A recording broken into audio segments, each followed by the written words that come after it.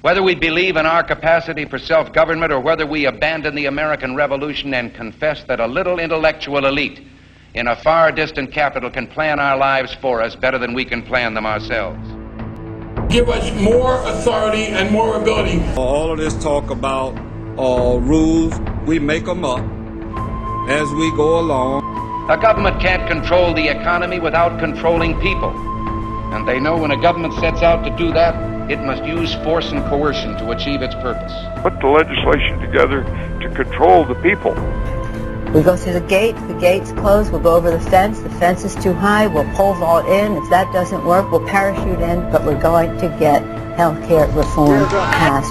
They also knew, those founding fathers, that outside of its legitimate functions, government does nothing as well or as economically as the private sector of the economy.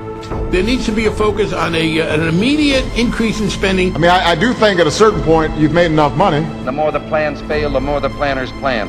You're telling me we got to go spend money to keep from going bankrupt? The answer is yes, I'm telling you. We have so many people who can't see a fat man standing beside a thin one without coming to the conclusion the fat man got that way by taking advantage of the thin one. I think there are a lot of very rich people out there whom we can tax at a point down the road and recover some of this money. The trouble with our liberal friends is not that they're ignorant. It's just that they know so much that isn't so. They'll be crying out for public options. It's the cost, I think, of having the kind of America that we want to have.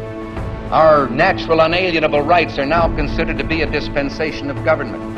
And freedom has never been so fragile, so close to slipping from our grasp as it is at this moment. I don't worry about the Constitution on this, to be honest. What good is reading the bill if it's 1,000 pages? We have to pass the bill so that you can find out what is in it. Those voices don't speak for the rest of us. We'll preserve for our children this, the last best hope of man on earth.